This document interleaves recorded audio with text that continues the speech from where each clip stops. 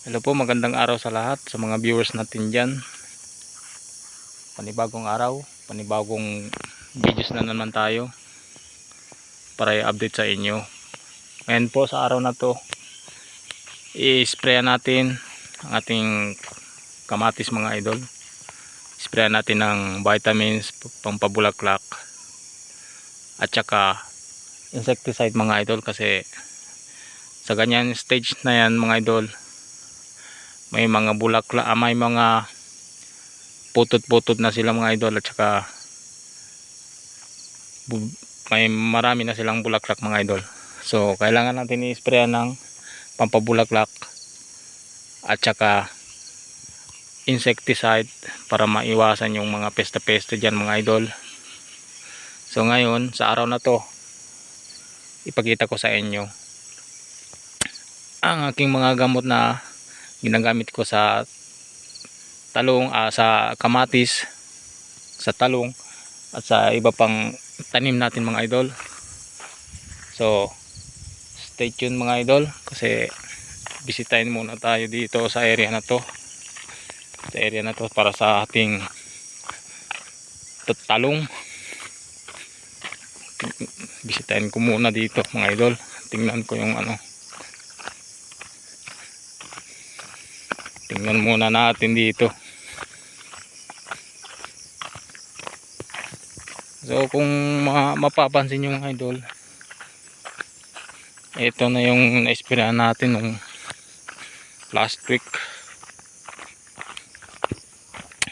na kung saan sunog talaga yung sagbot mga idol.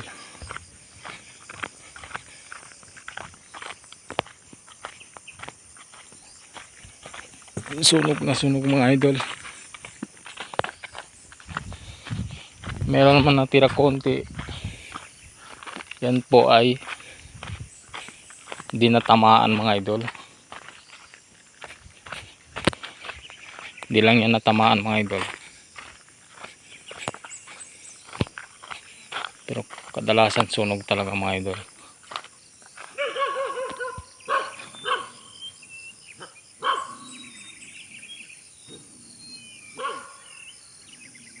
So dito lang muna tayo mga idol. Okay naman.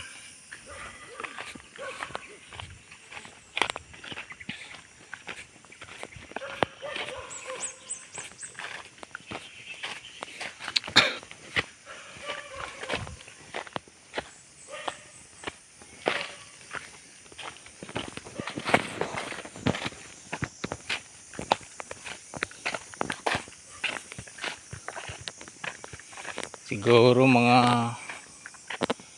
ngayon po ay Tuesday, siguro mga Friday, balik na naman ako dito na naman yung trabaho ko mga idol.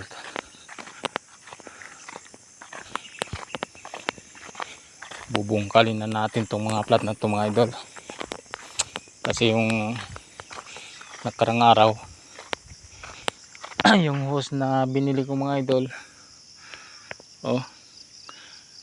nilagyan na ako dito mga idol, dito sa area na to papunta doon sa baba. Yung area doon sa baba sa kabilang sapa, doon tayo magpupunla ng talong mga idol. Diyan sa kabila,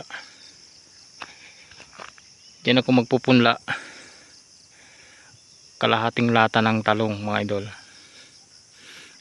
Yung sobra sa lata mga idol, doon naman sa kabila, yung area doon sa kabila, yung pinakita ko sa inyo, para sa talong din. At gagamitin tayo ng plastic mulch. So yung resto ng punla mga idol doon sa kabila, bali dyan kalahating lata sobra, mahigit, kasi malapat to, mahaba talaga itong mga idol. Dapat dyan kalahating latang mahigit. Estimate tayo dito mga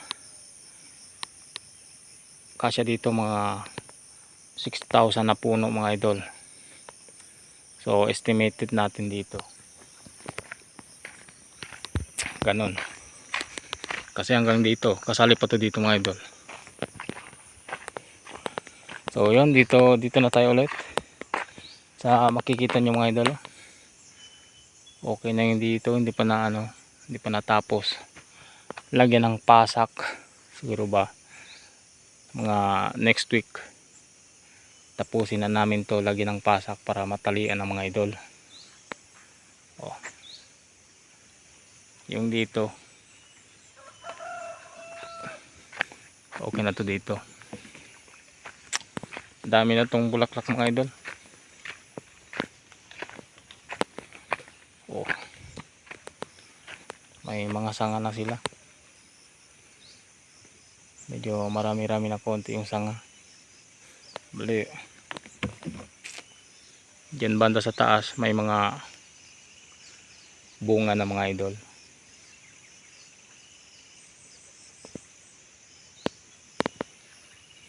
So yun. Pakita ko sa inyo yung vitamins mga idol para sa bulaklak.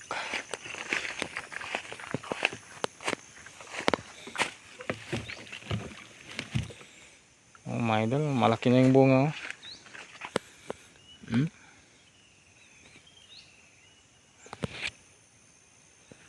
Tatlo, 3, 4, 5, 6, 7.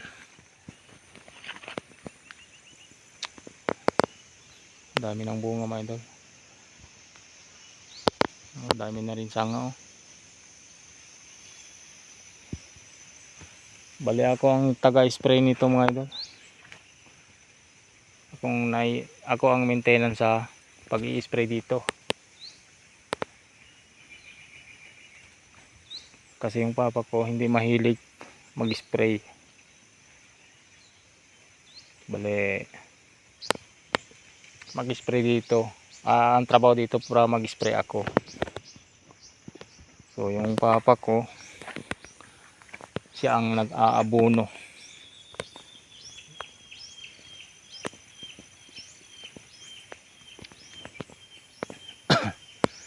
Kasi yung pamangkin ko paminsan-minsan lang mga idol. Nandito kasi may klase yun mga idol.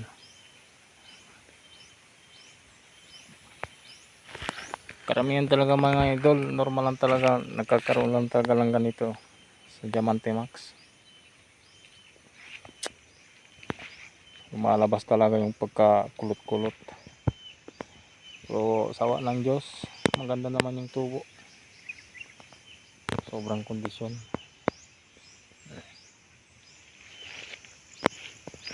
Malinis, medyo malinis na yung dahon ng mga idol.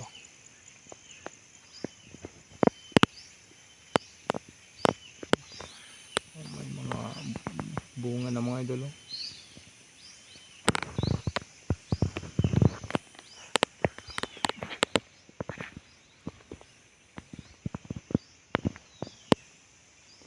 Sana by next month hanggang June tataas na yung presyo. Kasi ngayon medyo mababa pa.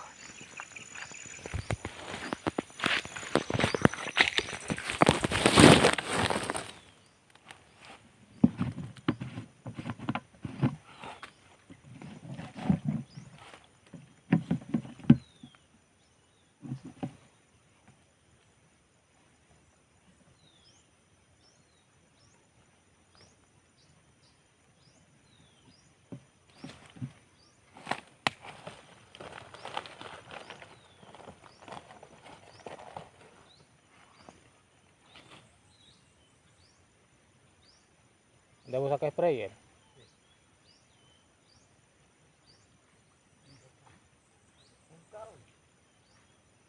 Yung katalya pa sa.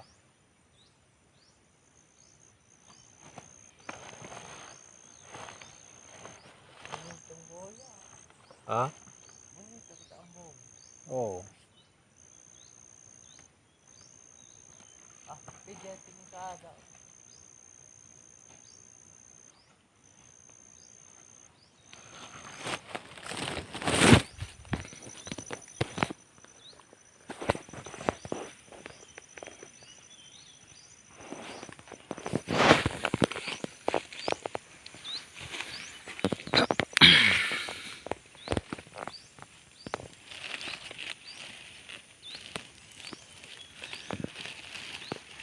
So mga idol,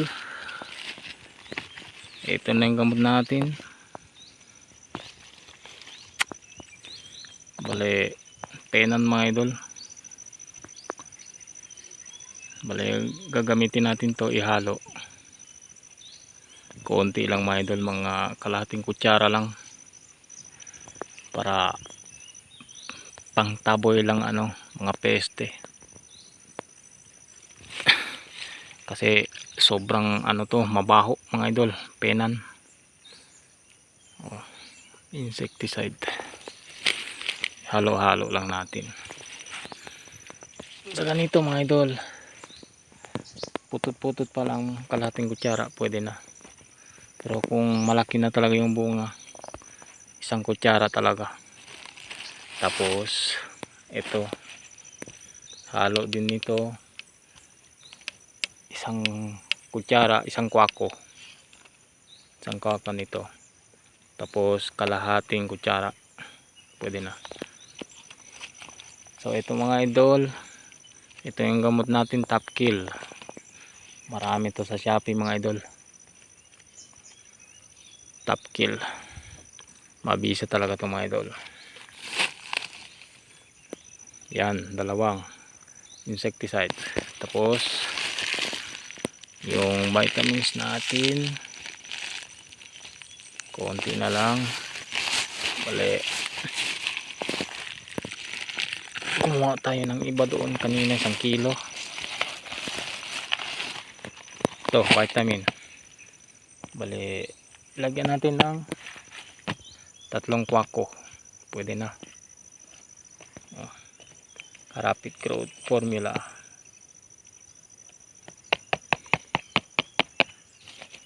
Pang to, pang taba mga idol.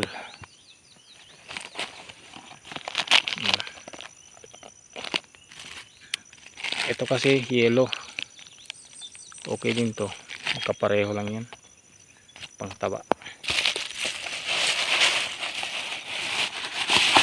Ito na yung karton niya mga idol, yellow.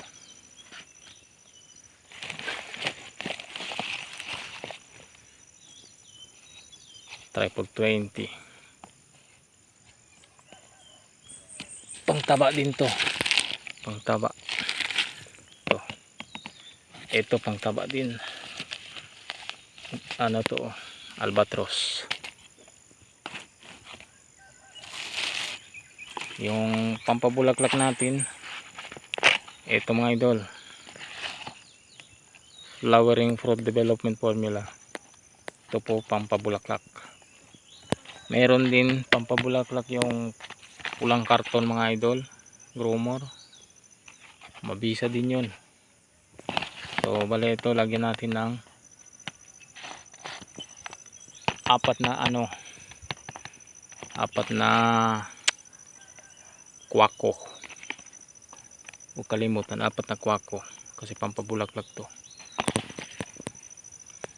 Sa ganyang stage mga idol, dapat sprayan talaga natin pampabulaklak para mas lalong lumabas yung bulaklak nila mga idol, mas lalong dumami. May mga videos natin kagawa mga idol, pwede nyong sundin doon. Ito na yung pampabulaklak mga idol. Ito,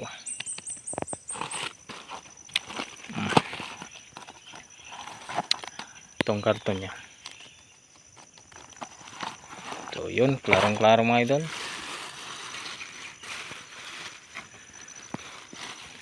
Yung ito, haluin din natin ng konti.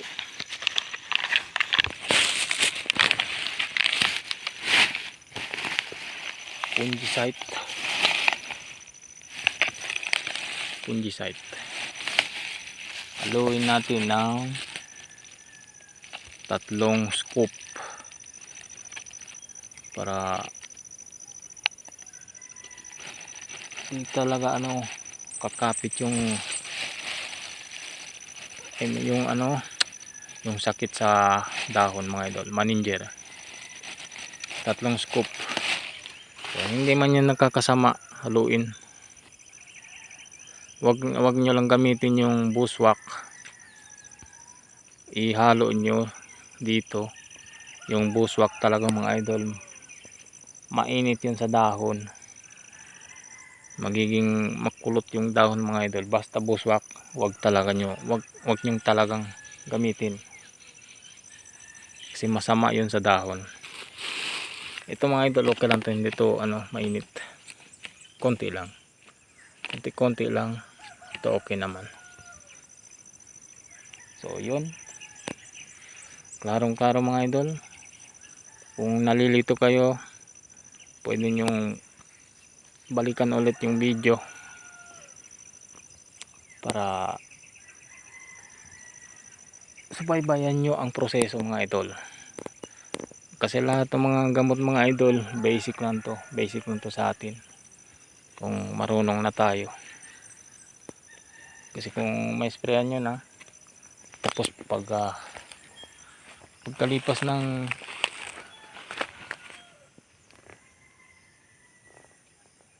ilang araw, maobserbahan nyo man ang epekto. So ganyan tayo mga magsasaka, naoobserbahan natin yung epekto mga idol. Payo ko sa inyo, basta wag nyo talagang gamitin ang bushwhack kasi nakakasama yun sa dahon. So yun,